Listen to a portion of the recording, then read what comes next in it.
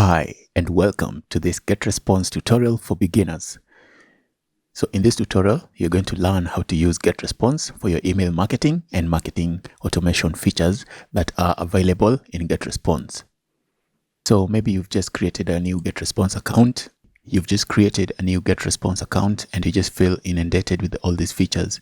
You don't know where to start, you don't know what to do, and you may feel discouraged. But don't feel like that, because by the end of this tutorial, you're going to learn how you can use these features and you're going to see how you can utilize each of them in your email marketing agenda.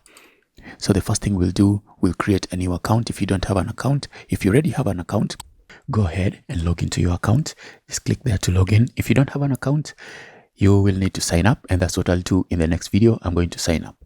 So what you need to know is that by the end of this tutorial, you're going to know how you can work with these marketing features and you will be able to utilize them in your marketing tasks using Getresponse. So I will see you in the next video when we sign up for a new Getresponse account. So I will see you then.